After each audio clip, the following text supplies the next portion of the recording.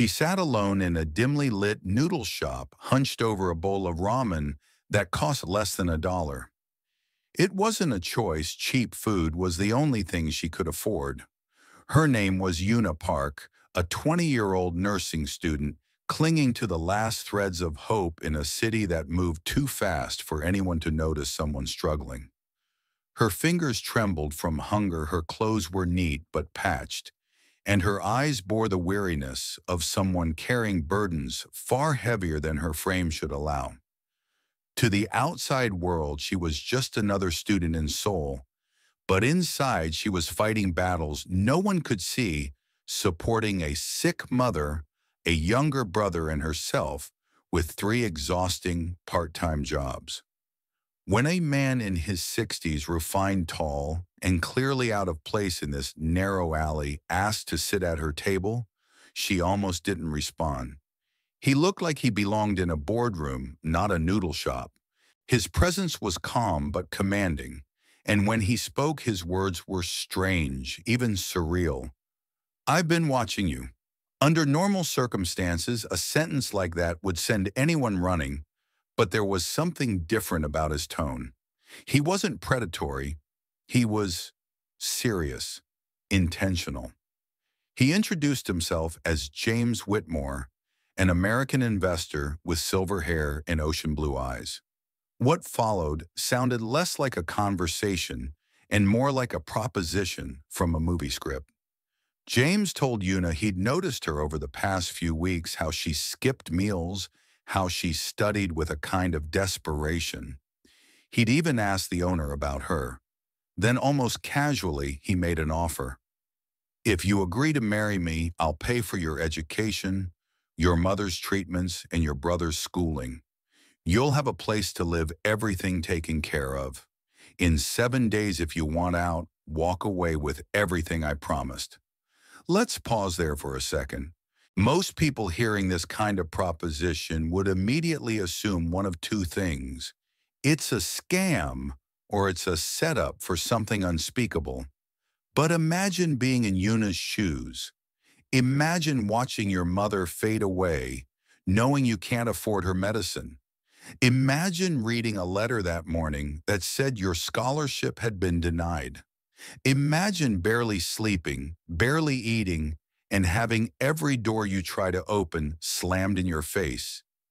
Then someone offers to unlock every door at once. The logic of desperation is different from the logic of comfort. When you're drowning, you don't question the rope. You just reach for it, and that's what Una did. She said yes, not because she believed in fairy tales, but because this strange, powerful man had offered her the only thing she didn't have a way out. Their wedding was quiet, legal, and emotionless. No music, no flowers, no guests. Just paperwork, two signatures, and an exchange of rings that felt more like a contract than a commitment. Una wore her cleanest blouse and skirt. James wore a navy suit that cost more than she made in a month. She didn't tell her parents. She couldn't. What would she even say? "I married a stranger so I could survive." But what came next was even more bizarre. That night, she returned to her run-down apartment to find an envelope containing a new student ID with full scholarship printed on it, a letter from the university confirming that all fees were paid, and a bank book showing a balance that made her eyes well up with tears. The next morning, a sleek black car picked her up. The driver handed her a note. "I'll see you at your new home. Everything has been prepared," and prepared barely covered it. 2 hours outside the city, deep in the countryside, stood a mansion that looked like it had been lifted from a historical drama, ivy-covered walls, antique architecture, and the eerie stillness of wealth left untouched. The housekeeper greeted her as Mrs. Whitmore, a title that felt more like fiction than fact. The home was luxurious, yes, but sterile, cold, like a place where people once lived, but no longer did. Let's be honest, money is seductive. It opens doors, cushions, hardships, and in many cases provides real security. But money can't erase silence. It can't fill locked rooms or answer the question, why does this feel like someone else's life? Yuna had all her needs met. Her school life continued. Her clothes were laundered, her meals prepared, and yet she barely saw James. He worked behind closed doors, disappeared for days, and when he was present, he spoke in riddles. He told her to avoid the West Wing. It's private, he said. That was all. This is where the story pivots from strange to haunting.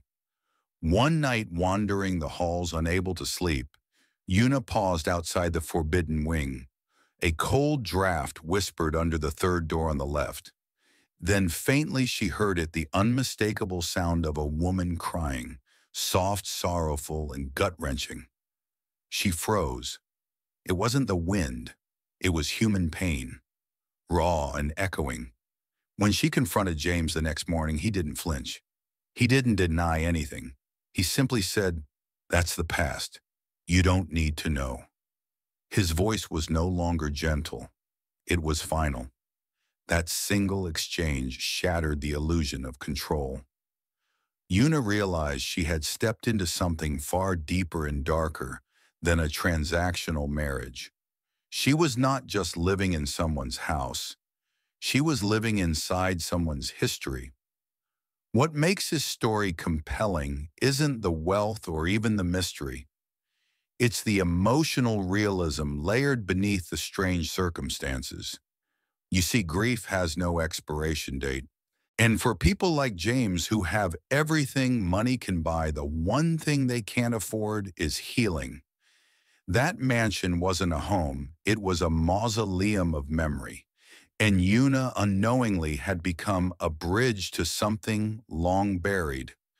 7 days after the wedding, James called her to the library. He had a letter in his hand. "You deserve the truth," he said. It was from him, handwritten. In it, he told her about his daughter Claire, a girl who was 20 when she died in a car accident. James had been late to pick her up. One business call too long. By the time he arrived, it was too late. He shut down after that, fired everyone, locked the West Wing, Claire's wing. Years passed, and then he saw Yuna one day in a library in Seoul. Not just someone who looked like Claire, but someone who carried the same stubborn strength, the same intensity in her eyes. He approached her not out of romance, but out of desperation. "I married you," he wrote, "because I was drowning. You were a rope." It's easy to judge him, using someone to fill a void, offering money in exchange for presence. But the truth is, we all seek connection in flawed ways. Some people text an ex they shouldn't. Some cling to unhealthy friendships. James offered a deal not out of cruelty but out of loneliness, so profound he couldn't bear another silent evening. And Yuna, what did she feel reading that letter? Grief, betrayal, confusion. Probably all three. But she didn't walk away.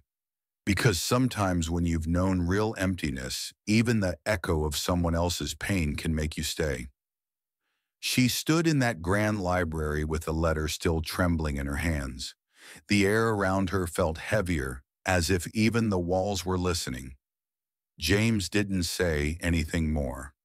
He stood quietly by the window, staring out at the garden that had long gone untended.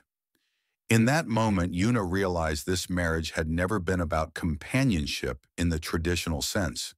It wasn't about love or attraction, it was about survival. Both of them were clinging to something. For her, it was a lifeline to escape poverty. For him, it was a fragile thread of memory he couldn't bear to let go of. What would you do if you found out your entire relationship was rooted in someone else's grief? Some would have walked away, and who could blame them? But Yuna didn't leave. Not because she couldn't, but because, despite everything she saw him, not the millionaire, not the mysterious stranger, but the father who had lost everything. And deep inside, she knew what it was like to lose everything, too. The days that followed weren't easy. There were no grand apologies or dramatic confessions. There was just silence, a silence that now felt different, less cold, more reflective. Yuna wandered the house like a historian trying to understand a time before her own. She noticed details she'd missed before: the layer of dust on the piano keys, the faint scent of lavender down the east corridor, the way the sun hit the staircase every afternoon at 3 p.m. And then one afternoon, a door that was always locked stood slightly open. It wasn't the West Wing, it was Claire's bedroom. Inside, time had frozen. A pale lavender wallpaper hugged the walls. Books lined the shelves in perfect order, and a stuffed rabbit lay gently at the foot of the bed. Yuna walked in slowly, reverently. There was no music playing, but it felt like the room had a rhythm of its own.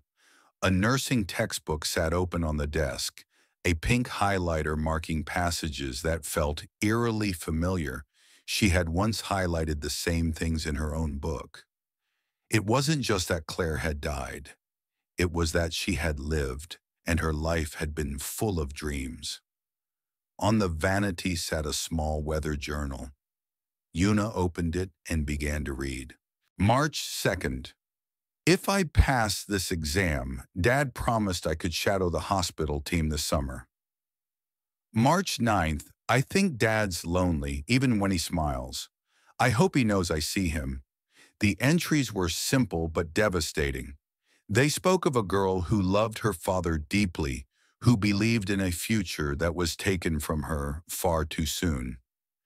Yuna turned a page and found a photo tucked inside a young Claire, laughing beside James at what looked like a science fair. They looked happy, real, alive. And that's when it hit her: this wasn't just a memory. It was a wound that never healed. That evening, Yuna knocked on the door to James's study. When he opened it, there was a flicker of surprise in his eyes. I went into Claire's room, she said softly. I read her journal. He didn't respond, but his shoulders lowered slightly as if a weight had been acknowledged. I was going to leave, she continued. I thought that would be the right thing to do. But then I realized, maybe we're not so different. You've been carrying grief. I've been carrying guilt. Maybe neither of us was trying to save the other. Maybe we were both just trying to breathe again. It wasn't forgiveness she was offering. It was understanding. And sometimes that's the only bridge that matters. From that day on, something shifted. They began sharing meals again. Not every meal, and not always with laughter, but there was conversation. Yuna told James about her childhood, her dream of opening a clinic for single mothers in rural Korea, how she used to draw floor plans in her notebooks during class. James shared stories of Claire, how she danced in the living room when she thought no one was watching, how she left sticky notes with jokes on his office door. They found a rhythm, not romance, not yet, but something deeper, human connection. One morning, Yuna found a note on the breakfast table. It read, "You're not Claire, and that's exactly why I'm thankful." She folded the note and kept it in her wallet for months. With James's quiet support, financial and emotional, Yuna opened a small community learning center on the outskirts of the city. It wasn't the clinic she had once dreamed of, but it was a beginning. A safe space with books, crayons, first aid kits, and free language classes for children of immigrant families who had nowhere else to go. She named it Claire's Corner. James visited often. He helped paint the walls, read English storybooks to the children with a comically stiff accent, brought snacks on rainy days. And to the kids, he wasn't Mr. Whitmore. He was Grandpa James. For the first time in decades, James laughed, not a forced, polite chuckle, but the deep, belly-warming kind that comes from rediscovering joy. During school breaks, they traveled quiet corners of Europe, rice terraces in Southeast Asia, rural villages in Korea. They didn't travel like tourists. They wandered like people trying to remember how to live. It was in Florence on a bench overlooking the Arno River that James said quietly, "You know, I thought I was too old to begin again." Una smiled at him and replied, "Maybe some lives don't begin until the second act." And it was true. What had started as a contract had transformed into something neither of them had predicted. They weren't pretending anymore. There was no more performance. There was just presence. He gave her space. She gave him trust. That became their love language. Eventually, they wrote a book together, half memoir, half journal. James wrote about fatherhood, grief, and redemption. Una wrote about resilience, reinvention, and the quiet strength of letting go. The final chapter was titled Love Without Expectation. One spring, James asked Una to take a drive. The cherry blossoms were blooming again, just like the day she had first arrived at the mansion. He drove them to a quiet cemetery tucked beneath the trees. He walked slowly, his steps measured, his silence heavy. They stopped at a gravestone carved with soft, elegant letters. Claire Evelyn Whitmore, 1995-2015. Beloved daughter, fierce light. "I haven't brought anyone here since the funeral," he said, kneeling with effort to place wildflowers at the base. "I didn't think I ever would." Una stood beside him, her heart aching in a way she couldn't explain. "I spent so many years asking why," he whispered. "Why her? Why me? Why then? But there are no answers, are there?" She knelt next to him and placed her hand gently over his. "No," she said, "but there's still life after the questions." And in that moment, kneeling before a grave, but standing in the light of something honest, they finally understood the depth of what they had built. Not just healing, but meaning. Have you ever had a moment where pretending led to something unexpectedly real? Please comment below and like this video if you believe the best love stories start with honesty. Subscribe our channel now for more powerful story-based videos every day. The seasons began to shift. Summer turned to fall, and fall into a long, quiet winter. James's steps grew slower. His hands, once so steady and confident, began to tremble more. At first, he brushed it off as age. "Just getting older," he'd say with a smile that didn't quite reach his eyes. But Una saw it. She saw the subtle decline, the way he paused a little longer when reading, the way his shoulders slumped when no one was watching. The doctors called it natural, a soft unraveling of the body after a life of hard work and heavier grief. But to Una, it felt like James was preparing for something he'd spent years resisting: peace. She began adjusting her schedule, spending less time at the center, more time at home. She made his meals, checked his medications, and read aloud to him when the words on the page blurred in his tired eyes. Most evenings they sat together by the fireplace, sometimes in silence, sometimes laughing at memories, sometimes just watching the flames. It wasn't dramatic, it wasn't a movie ending, but it was real. It was love that had grown from the smallest, most broken pieces. One morning, as cherry blossoms bloomed outside their window again, Una found James standing by the glass, lost in thought. When she brought his tea, he turned to her with a look she hadn't seen before, clear, soft, and final. "Una," he said, voice raspier than usual, "if you had to do it all over again, would you still say yes?" She paused, the steam from the cup rising between them. To what she asked gently? To me. To that day in the noodle shop. "If I asked you to marry me again, not with a contract, not with money, but with nothing but an old man and a broken heart, would you say yes?" Una didn't answer right away. She reached for his hand, now thinner veins, more visible, but still warm. She looked into his eyes filled with things too layered to name regret, hope, maybe even fear. I would, she said, her voice steady, but not for the same reasons. He waited. Back then I said yes because I had nothing, she continued. Now I'd say yes because I've found everything, because I know who you are, and I love the man you've become. Tears welled in his eyes. Her own began to blur. And then with a small smile she added, and this time, it would be me who's asking. She kissed his forehead, and in that moment, there was no contract, no transaction, no role to play, just two people who had learned, grown, and healed through one another. James passed away on a Tuesday morning, peacefully, in his sleep. The photograph of their small family, Una, Claire, and himself, lay in his hand, gently folded. A soft smile touched his lips, as if the man who had once built walls of silence had finally allowed the world to hold him. Una sat by his bedside for a long time after.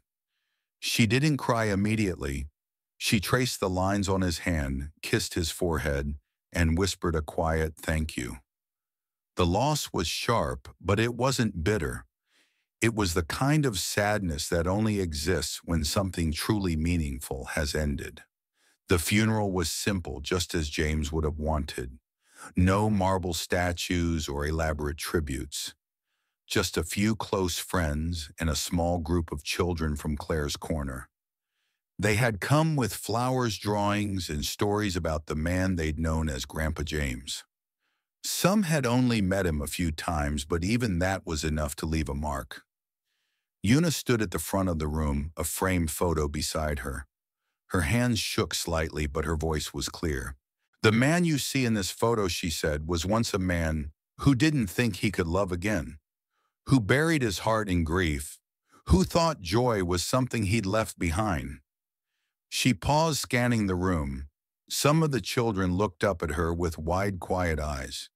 But he found it again, through all of you, through giving, through opening his heart, through healing. She didn't need to say much more. Sometimes the greatest eulogies are the simplest. James hadn't left behind monuments or headlines. He had left behind people changed, touched, awakened.